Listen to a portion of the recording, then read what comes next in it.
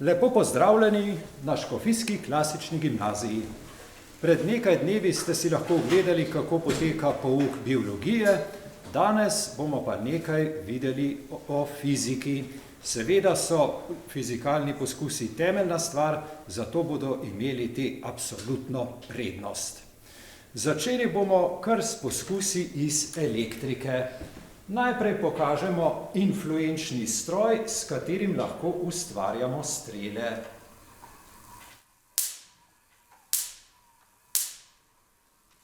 Da bo pa vse skupaj še bolj zanimivo, bomo pa v ta influenčni stroj dali list papirja.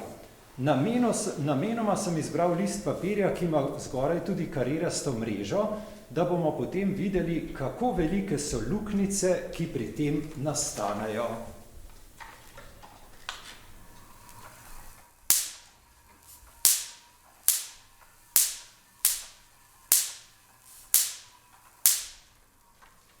Take luknjice so tako zelo majhne, da jih vidimo samo, če gledamo proti svetlobi. Zato jih bo zdaj kamera pokazala od blizu in še bolj od blizu. In ko jih gledamo zares blizu, vidimo, da poteka mreža je približno taka in v tej mreži opazimo, da se nahajajo tudi posamezne bele pikice. Ena izmed belih pikic je tukaj in točno tukaj je bil papir prebit. Poglejmo še na drugi sliki, kjer je narisano merilo. Razdalja med temnejšima črtoma, debelejšima je 1 centimeter, vsak majhen kvadratek pa meri komaj 1 kvadratni milimeter. No, tukaj se nam je pa posrečilo dobiti kar 2 luknjici v 1 kvadratnem milimetru. Vidimo, da so te luknjice velike, tam nekje od 20 do 10 milimetra je njihov premer.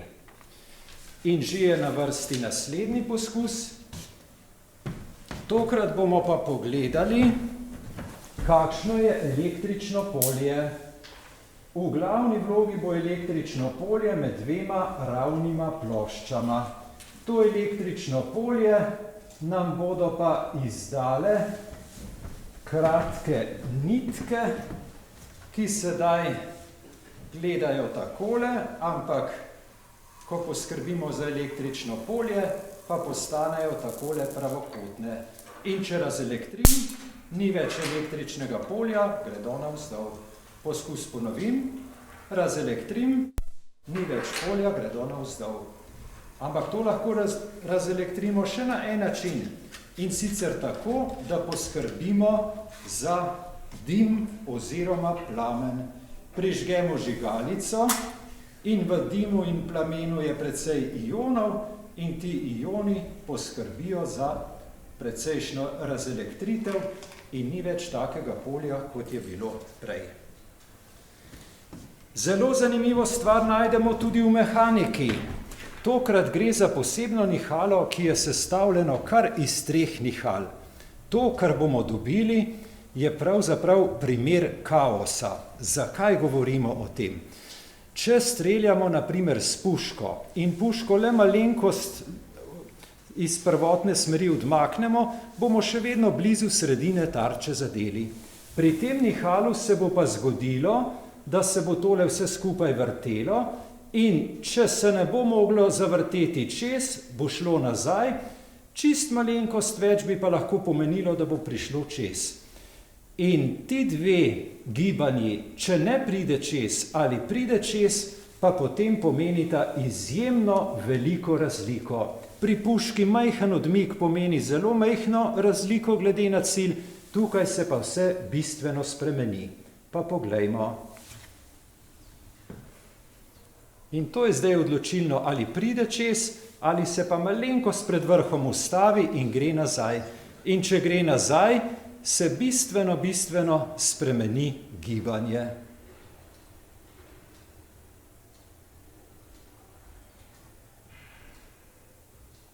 Uprizorimo še eno.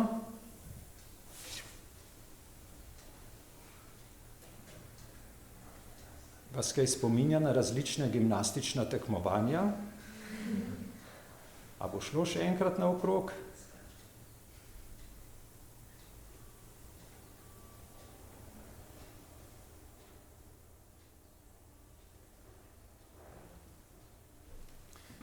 Naš drugi poskus bo... Profesor, napadajo nas!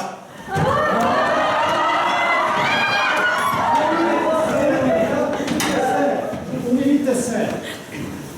Ta napad bomo odvrnili.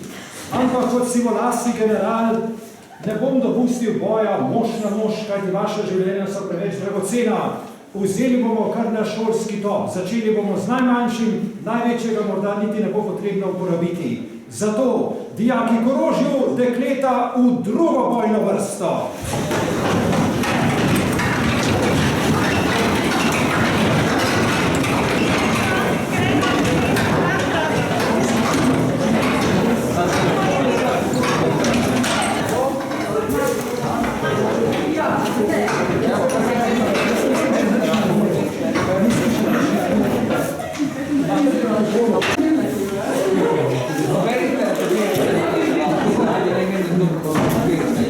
Porinete do konca, no, pa zatrete.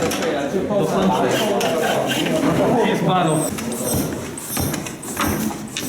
Evo ti streda, skupaj.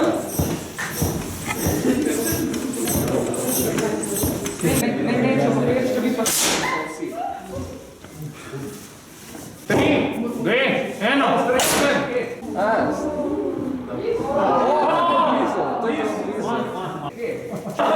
Pusel s trojko, no?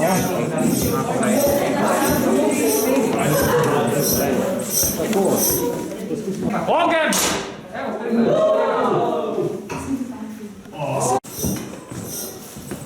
Snemite njih in snemite. Ogen! Evo, super gled. Bliz. Zdaj pa premalo. Pazi, zdaj streljajo, ne še. 1, ogen! Pazi, streljajo.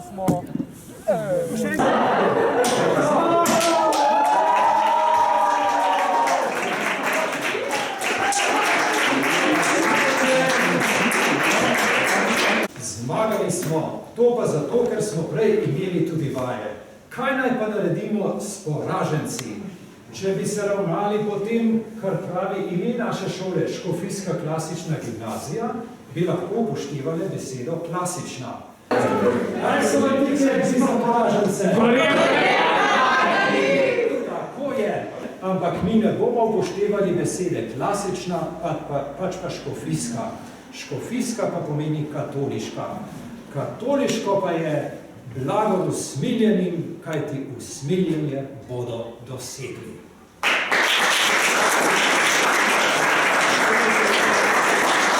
To ni bilo navadno ploskanje. Šlo je za aklamacijo.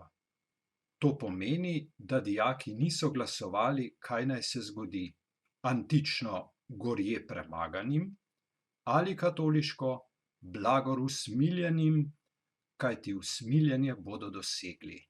Ne, ker so pri mojem zadnjem predlogu blagor usmiljenim sami od sebe začeli ploskati, to pomeni, da so se odločili, premaganci naj bodo deležni usmiljenja.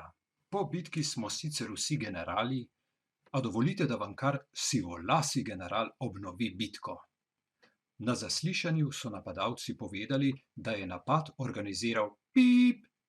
Napadalce smo opazili, ko so bili še na atletski stezi. Medtem ko smo pripravljali top, so se pomaknili že do tam, kjer je križec. To je približno 65 metrov od šole. Hoteli so vdreti skozi gimnazijski vhod. Seveda so jih najprej ustavili streli iz učilnice za fiziko, ki je tik nad vhodom. Potem so jih streli tako prestrašili, da so se, kot ste videli, predali. Cilj napada je bila ravnateljeva pisarna, saj so hoteli prevzeti gimnazijo. Rumena puščica, levo zgoraj. No, to se jim ni posrečilo. Ko je naročnik napada izvedel za predajo, je polglasno izrekel 2 Prešernova verza. Pozneje bosta še omenjena, sedaj pa si poglejmo naše strelske vaje. Nekaj jih je bilo le 2 dni pred napadom, nekaj pa že septembra. Sam ne uruč. Ajde. Še malo više. Samo luč. Luč, ja. Gor. Lahko gre.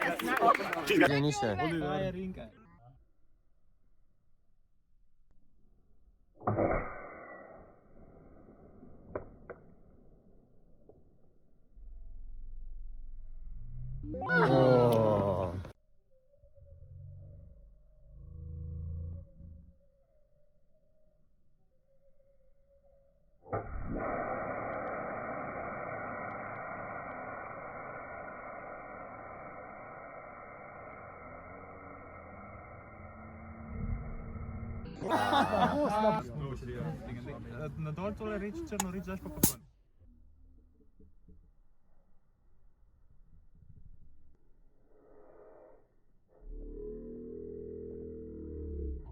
Ogen! Zgrešili smo za malo. Še meritev. Strel smo posneli s kamero, ki zmore kar 1000 slik na sekundo. Zaporedne slike kažejo, da je izstrelek v tisočinki sekunde prepotoval 7 centimetrov. To pomeni, da je bila njegova hitrost kar 70 metrov na sekundo. Seveda pa se zaradi upora zraka zmanjšuje. Šlo je za strel, ko je bil tlak v plastenki 8 barov. Še fizično in fizikalno se ozrimo na naš top. Zakaj gre? Imamo plastenko, ki je pritrjena na cev. Na tej cevi imamo najprej ventilček, s katerim plastenko napumpamo, in seveda glavni ventil, ki je najprej zaprt. V cev damo pa še kos krompirja. V plastenki je kar precejšen tlak. S pumpo si lahko privoščimo tudi 8 barov, na napadalce smo v glavnem streljali s tlakom 3 bare. Tlak v plastenki je lahko tudi 8 barov. Zračni tlak je pa samo 1 bar. In se vprašamo, kako bi sedaj izračunali, kolikšna sila bo odrivala krompir iz topa. No, že v osnovni šoli ste se učili, kako je definiran tlak. P je F vlomljeno z S. Kako zato izračunamo silo? Sila bi bila produkt tlaka in ploskve, na katero ta tlak deluje. Ploskev je ravno presek tegale krompirja. Tlak poznamo, oziroma razlika tlakov 7 barov, ploskev, na katero pa ta tlak deluje, je pa razmeroma majhna. Tako da za naš top dobimo pri 8 barih približno silo 300 newtonov. Ampak v osnovni šoli ste se pa učili že tudi nekaj drugega, kako je definirano delo. Delo ste pa zapisali, je produkt sile in premika prijemališča sile. Silo, ki deluje na krompir, ko je seveda ventil že odprt, ta sila bi bila nekako takole narisana. Kaj pa premik krompirja? Ja, premik krompirja je pa vse tole. Prav do sem deluje sila. Res je, da se tale sila nekoliko zmanjša, zato ker ko se krompir pomakne v desno, je tudi že tlak malo manjši, saj se je plin oziroma zrak razširil po tej cevi. Približno pa lahko si predstavljamo, kaj se dogaja. Tale sila, ki je v resnici malo manjša, deluje na neki poti in zato je opravljeno delo. Sedaj tudi razumete, zakaj uporabljamo tako dolgo cev pri topu. Če je cev daljša, je seveda S večji, produkt je večji, večje je bilo upravljeno delo. Kaj pa je posledica upravljenega dela? Posledica pa je, da ima ta kos krompirja sedaj neko kinetično energijo. Ker je pa kinetična energija enaka m krat v na kvadrat polovic, pa vidimo, da večja kinetična energija pomeni, da bo krompir z večjo hitrostjo odfrčal iz topa. Kdaj pa bo večja kinetična energija? Kadar bo večja sila, torej kadar bo večja tlačna razlika, in seveda, kadar bo daljša cev. Prav zato uporabljamo cev, ki je dolga kar 1,20 m, če bi bila pa dolga samo pol metra, bi pa seveda izstrelki dosegli manjše hitrosti.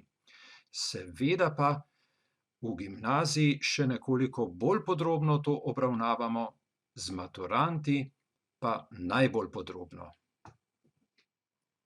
Pred nami je urnik 2. Č razreda. Ni treba posebej poudarjati, da jim fizika predstavlja vrhunec dneva.